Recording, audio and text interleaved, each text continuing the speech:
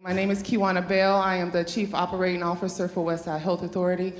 Westside Health Authority is a 30-year-old social service agency in the Austin community. And many people, we do a lot of stuff, but many people know us around our youth development work, our work with the reentry population, and economic development projects that we got going along Chicago Avenue. My name is Gene Griffin. I'm the old man here, I think, representing theory for purposes of today's discussion. I actually started out as an assistant public defender in juvenile court in Cook County. Then I'm also a clinical psychologist and ran a unit for severely disturbed kids from child welfare, juvenile justice, and mental health called the Tri-Agency Program. They were extremely violent, extremely self-destructive. We do long-term care. And ultimately, I moved into administration, programming, policy, so I'll talk more about that end of it all. But it all gets back to the kids and trauma. So the name of this session is Theory versus Practice, and I've been told to keep it real. And so that's what I'm going to attempt to do in this format. And the first thing that they wanted us to kind of discuss was trauma, and how do I see trauma, and how has it impacted specifically the community in which I serve, which is the Austin community, but we work with people from all across the city and the suburbs, but mainly our offices are located in Austin. And that question is pretty interesting to me because, you know, when I think about trauma, most Black people that I know don't really think about trauma. You know, we don't have the luxury to do so. It seems to me like, you know, trauma is a word that has been reserved for populations of people who have pretty good lives, and then some experiences happen or something happened and then it shook them. But trauma, we know that is ubiquitous, but it's not something that many people have had the luxury to take time out to think about. I would define it in our community as a state of constant survival. Many people are going from one crisis to another, and they are just managing those crises. And so, you know, the effects of trauma is not as apparent to their, you know, to their conscious. But clinically, we all have been traumatized, specifically when it comes to trauma related to violence. You know, the most direct, when we think about the young people in our community, many who are directly involved in the violence, you look at their lives and many of them live in a constant state of fear. You have, I mean, how do most young guys walk down the street, right? I mean, most of them are, well, one, they're trying to hold their pants up, but they're constantly looking behind them. Every 5 steps, there's a glance behind your shoulder. And it's just normal behavior, you know, it's normal to always have to glance behind your shoulder. From a community standpoint, when you're hearing bullets outside your window and you're seeing violence happen in your community, the impact and the effects is that it makes us even more disconnected and distrusting of one another, you know, which impacts the whole system, you know. And then even when it boils down to if we don't live in these neighborhoods and we're not directly involved in this violence, we're still impacted. You know, I don't realize how many times when I'm in my car just sitting down, you're looking in your rearview mirror because you're hearing of carjackings and other things. So it affects us all in a very ubiquitous way because it's always around us, but it's just honestly, it's not something that most people can think about on a day-to-day basis because they're managing the current crisis and they have a constant state of survival in their mind. So getting back to the theory part, we would talk about prevalence and we would talk about defining your terms clinically. And that's important because we would say not every kid you're dealing with is traumatized from a clinical point of view. And so what I mean by that is if you look at some of the data, when I was at Northwestern, we had the intakes from kids as they came into child welfare custody for DCFS. How many kids, I'm going to make a distinction between traumatic events, the experience of those events, and the effects it has, so 3 E's. So events, how many kids in DCFS custody had records of traumatic events. Almost all of them. That's why they came into custody. Somebody said they'd been abused and neglected. So there's an objective event. That's the bad news. The good news is not everybody's automatically traumatized, and it's important to understand because it's the subjective experience of it. So we can all have a bad thing happen here today. You know, the lights will drop, smash, whatever, a window will break. We won't all be traumatized because the subjective experience is different. We have different makeups, we have different resilience, we have different protective factors. So while lots of kids, every kid in Austin is under high stress, and they'll have lots of adverse events happen, that doesn't mean they're all traumatized and you write them off as all clinically disturbed. It's not true. So you look for clinical effects before you would say they're traumatized. And the effects in the short term would be things like the fight, flight, freeze responses, right? Which can get kids in a lot of trouble when that's how they react to a sudden situation. And then we know that there are also long-term effects, and that Kinan was talking more about, Kiwana, I'm sorry, I apologize. And the long-term effects get into this whole notion of it literally changes how you develop. So when we're talking about kids, we talk about normal, healthy development. The kids in Austin are born with just the same great potential as anybody else, but the more you're stressed out, the more you're put under these adverse events, the more it can disrupt normal development, literally affects how the brain develops, and lots of theory on that. But then in the short term, besides the fight, flight, freeze, you see the long-term effects. You're less ready to start school. You don't do as well when you get there. You're more likely to drop out. It affects your prevalence of mental illness goes up. Your risk of substance abuse goes up. Physical health problems go up. You're more likely, as you become an adult, to have heart problems, cancer problems. We know statistically you're going to die younger if you've experienced more adverse events. And when you look at prevalence, we know when we looked at the kids in DCFS, almost all of them had traumatic events. About 30% at intake were showing trauma symptoms. About 3% had full-blown what we would call post-traumatic stress disorder at intake. If you look at the juvenile justice system, data isn't quite as complete, but if you look at particularly kids in detention, which is the high-end, most extreme end, there you see much higher prevalence of post-traumatic stress disorder, the far end. So about 9% of the boys, about 14% of the females were showing post-traumatic stress disorder, right? And so on average, they were reporting at least 6 adverse events in their history. And if you look at life expectancy, the zero difference between growing up with 0 adverse events, nice, happy, healthy childhood, versus 6 adverse events, the difference in life expectancy is 20 years. With 6 adverse events, from an actuarial insurance point of view, you're just going to die 20 years younger. That's what we're talking about in the difference between the neighborhoods that the kids are growing up in. So you then have to address the trauma. So how do you guys start to work with the kids? So Westside Health Authority is a organization that believes that the people in a community have the answers. The name Health Authority comes because we believe that there are tremendous assets, and our whole mission is to try to build capacity upon those assets.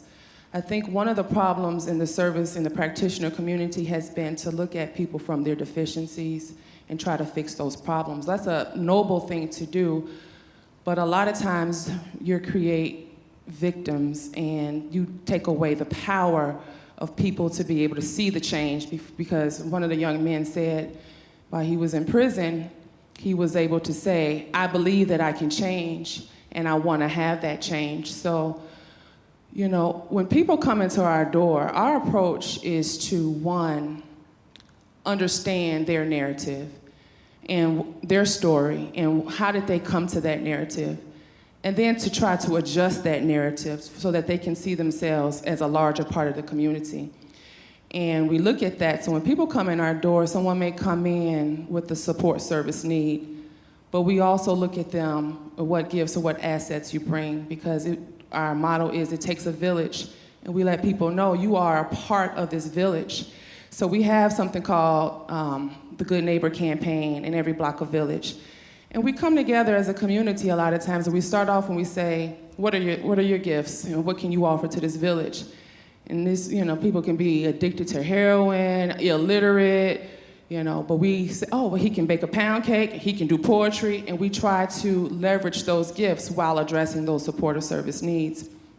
Understanding that everyone has something to offer, and that's also the sustainability part of how we continue to work. And so, when a young person comes in, we have partnerships with, other community-based organizations and service providers for mental health. But we really try to look at everyone not as a number, a statistic, or somebody that needs to be fixed, but as somebody that has a gift to give. They need to believe that their gift is valuable and that it is a part of a larger system and that we all need each other. And so much of our work kind of derives from that notion. And so from that, we serve youth age 14 to 24. We do wraparound support services, but understanding who that person is and how they fit into that community. And a lot of times that's on a block by block basis. And I think that's an important approach to understand. Using a trauma lens to work with kids, it's not about getting to the evidence-based practice. And it's not about what medication to use. That's not what we're talking about. That may be included if in your working with kids, but back to the theory piece, that's about the third step down. So if you're doing trauma-informed work, the first thing you want to look at is safety. Is there a place where these kids are safe? If a kid who's been traumatized doesn't feel safe, you are not going to be able to talk with them, sit with them, work with them, right? So how many places, this is a public health approach, how many places in this kid's life are safe for him? Is he safe at home? Is he safe at school? Is it the minister? Is it where is the safety? And built out of that comes the next for us is safety, support, self-regulation, and strength. So after you've got the kid in some safe place, where's the adult that can connect with him? Andy was talking about this. That's what the therapist's trying to do. You gotta connect.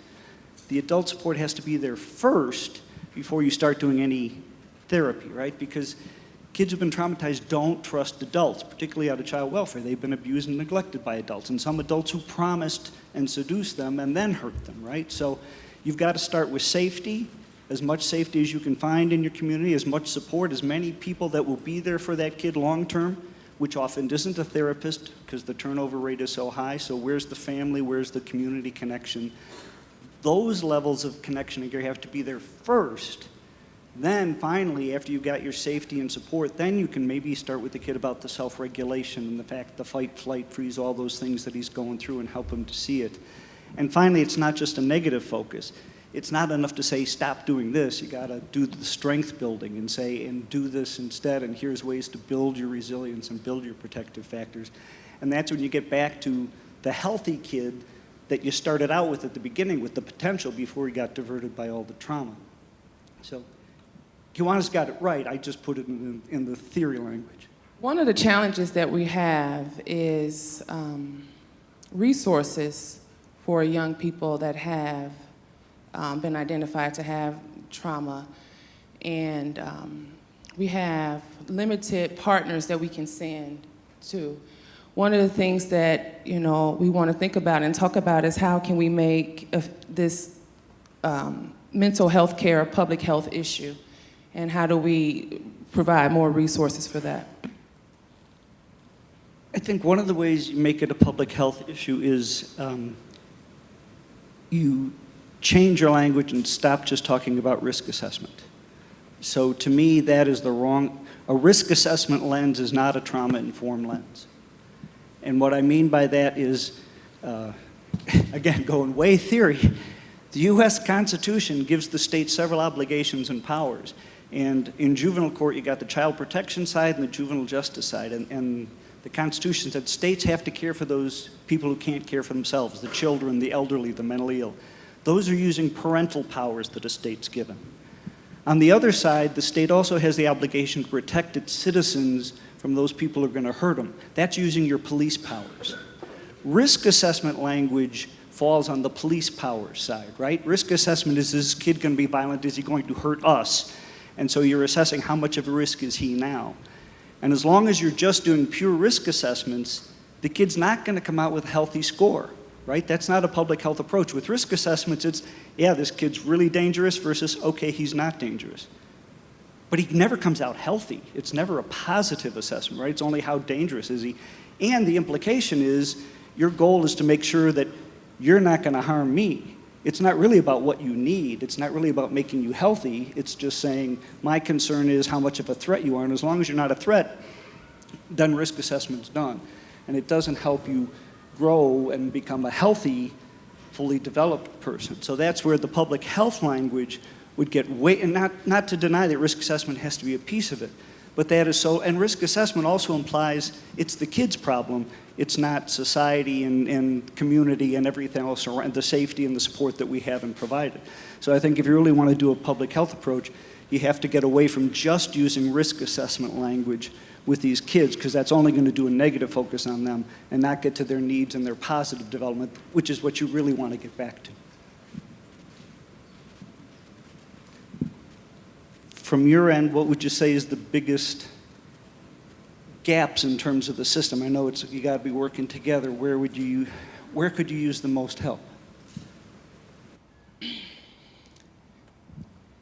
So yesterday we went on the block of Laverne and Adams. I'm just putting it into an example. And Laverne and Adams is in beat 1533, which is one of the most violent beats. We went out with the 15th District Police. We went out with Build Inc. We went out with Institute for Nonviolence. We went out with First STV, other community partners. We had resources for jobs. We had resources for career launching. We had resources for wraparound supportive services. And we were on that block because there's been 3 murders that have happened. There are two wars going on with gang wars. And there were, so when we go on these blocks, our approach is twofold. We go on the block first. There's a group of people who go and approach the young man and say there's a better way for your life, there's something more for you. And then we also outreach to the neighbors on the block who are now feeling isolated, disconnected, helpless, and hopeless. And they need to understand what's going on. And we try to connect people, because our best outcomes we have seen have come when we couple therapies and support systems and mentoring and job readiness training with connectivities on these blocks. When we are able to identify citizen leaders who can say, you can come to my house and have a sandwich if you're hungry, and you don't have to go and steal a bologna sandwich from down the street. And connecting these people together. We see a lot of effort in reaching to those young men just on the corner to get them to stop shooting each other, but what we understand that has to happen, there needs public investment has to come. I mean, I'm in Austin where there's 7,000 kids and no viable school options. Most of our kids go out of the neighborhood to go to school, but that takes time and it's coming, it has to come down. But apart from that, we have to build connectivity and build a hub where residents who are in the neighborhoods see these guys every day and want to be a part of the change, have resources and have support so that they can also be a part of the solution. And to me, that is a part of the work that a lot of people don't understand, because it's not in the theory, but residents coming together, supporting those young people, knowing what's going on these blocks, that's where we've seen the best outcomes. That makes sense from a public health approach. My last question for you would be, DSM-5 for the first time included first responders as specific groups of people that are subject to post-traumatic stress disorder. So back to the workforce development stuff we were talking about. Your work is incredibly stressful and draining. So how do you and the staff take care? It's sort of a parallel process. It's the same safety, support, self-regulation issues for your staff. How do you work with the staff on getting through all this? The majority of our staff are either ex-clients or volunteers, and so many of them have a real passion to serve. They have a real passion to build relationships with the young people, and you know, we are here because this is passion work. We're not paid well. We don't have great hours. We rarely can go on vacation without having our phones ringing with Our people. show is brought to you by. So, I mean, it really has to be a passion work. I've quit 5 times and come back because it really is a passion work, but we support each other. And our organization environment is family-like, where we all work together and you really have to get the vision and the mission deep into your people, because once they have that gives them a little bit extra oomph to go, because they know it's bigger than them. And it's bigger than that one. You know, it's not about billable hours. It's not about, you know, a job, but it really is ministry for most of our people, so. There you go. Question? I'm wondering, I have a two-point question. One is that, you know, if you were asked, for instance, to assess programs based upon whether or not they were trauma-informed, and directed to Jean right now, what would be the key things that you would be looking at, regardless of whether it's a mentoring program, therapy, or workforce development? What are these core components that make something trauma-informed? So the question is, what makes a program trauma-informed? Theoretical answers, you want to look at 3 R's. So you would look at, do people in the organization realize what you mean by trauma? So is there training? Does your organization somehow recognize it? So what's your screening and assessment? And then how does your organization respond to it, which would be about what's the services you offer.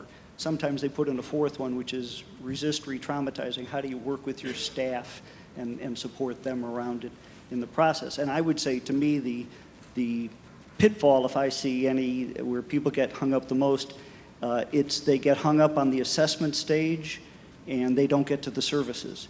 And so we spend a lot of money on screening and assessment. And if we could use a common tool, it would save us a whole lot of time, because everybody reassesses and puts lots of money. You know, when I was an expert witness, I could easily charge $1,500 to do an evaluation on a kid in juvenile court. Juvenile court files are full of assessments of kids. How much services did the kid actually get? If I could charge $1,500 for an assessment, Medicaid pays $75 for a therapy session. You could buy 20 therapy sessions for one of my old evaluations, and that would have been a lot more value. So, but it's the R's. How do you realize, recognize, and respond to the kids? Part two is that if you know then that having trauma means that if I miss my train, you know, under normal circumstances, I just go check and see what time the next train is. But if I'm, you know, traumatized, then I might flip out in some way, shape, or form. And so when we understand that, who then would you say needs to have a trauma-informed lens in terms of engaging with really high-risk young people, and how involved a set of training would that be? I had a young guy come into my office who had flipped out on the police officer inside of his school, and he was kicked out, expelled, and then he went to juvenile detention. And the young guy told me that on his way to school that day, he had seen his friend's brain meat. You know what brain meat is? Brain, you know, because his friend had been left in front of the abandoned building, which his friend was murdered in front of. He went to school, and the officer was haggling him about his pants or his hat or something, and he flipped out. And, you know, to me it seems as though, you know, there should have been some continuum where that police officer knew what this young boy had just experienced, and he didn't have the resources to be able to handle that. And I don't know if we can train police officers in school with trauma-informed care, but, you know, all of these things need to kind of be, he met 30 minutes with a social worker, and that was it. And, you know, so now he has a permanent record, and it's all related to an experience that he had. And we have to better coordinate that. And, I don't know the answer to that, but it needs to be better coordinated. It was done. Thank you all.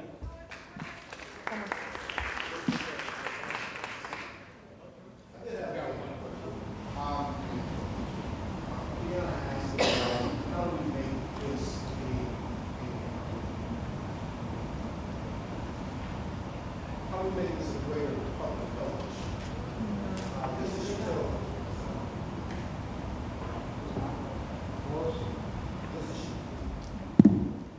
Just as she tells the stories of the young people that she meets who are struggling with these trauma issues, just about every murder or shooting that we hear of in the city, somebody in here is dealing with those children, and those children are then dealing with their families. And these families indeed are trying to, on their own, work through this trauma of somebody being shot, of a child who was sitting next to them one day not being there.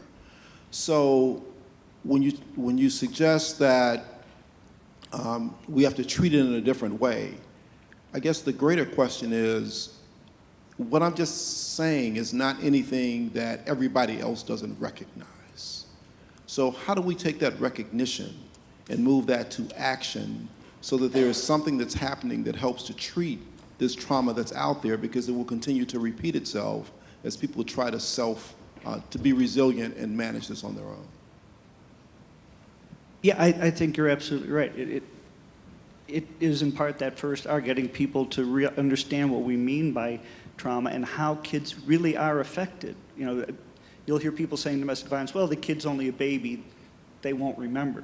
That doesn't mean they weren't affected by it. And so for people to understand that what we're doing to kids does have an impact, and you need to be helping and supporting the kids and wrapping them with all the safety and support and relational health that you can. That's the main response, and getting everybody done. But how do we move public policy to do something different? Because this is a bigger thing. Right. And so how do we get it as we've looked over the years where mental health clinics have been closed? How do we get public policy to move in such a way that it recognizes in these desperate communities that this is a major issue? Yeah, I think you shift away from doing risk assessments and catching what kids did wrong and doing developmental assessments. Where are the kids at? Where should they be in a healthy trajectory? When a kid's born, he goes to a pediatrician. The pediatrician will say, remember those growth charts? By 6 years old, he should weigh this much and he should be this tall. We can do that on an emotional and social and intellectual developmental scales as well. That should be what we're assessing for, is how do we get kids to optimal health, not just the negative, where's the mental illness, not the risk assessment, how many bad behaviors are we projecting. So I think you need to change the whole conversation to how do we keep tracking the healthy development of a child and building that up, and less about the risk assessment and how likely are we to catch them doing something wrong. So who does that? Is that you, or is that somebody? Who does that? That's public health, that's child welfare, that's mental health, that's education, that's juvenile justice, that's the police, that's anybody who's doing any assessment of a kid.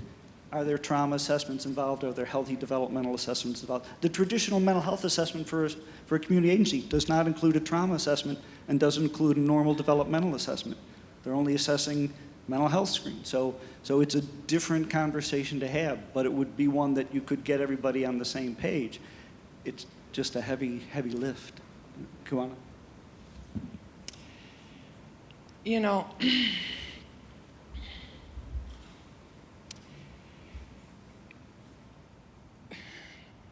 We're here trying to figure out how we can help these highly acute, at-risk young people. And we have a lot of theories, and I think as practitioners and as policy people and as systems people, we're all here trying to do our best to figure out what we can do to help. One thing that I'm always very cognizant of in my career is that even though I'm coming in as a do-gooder, I have to be able to respect and hear the people on the ground that we're serving. Many of these people are experts into what needs to happen, but we have to have mechanisms in which we hear them. Some of my best program designs have come from people, the town drunk, okay, the block drunk, because he knows and he sees, but we have to be receptive enough to hear, even with our PhDs and our MBAs and our, all of our expertise. And it has to not just be done once or twice. We need to be more connected on the ground, meeting the people, hearing the people, and be able, and have the systems be able to respond.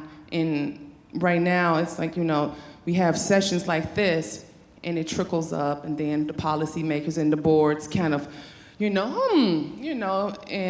but we have to have some type of a mechanism, and we have to start changing how we do things, where people on the ground, this bottom-up approach is more respected and done more frequently. Please give a round of applause to Jean Griffin and Kawana Bell.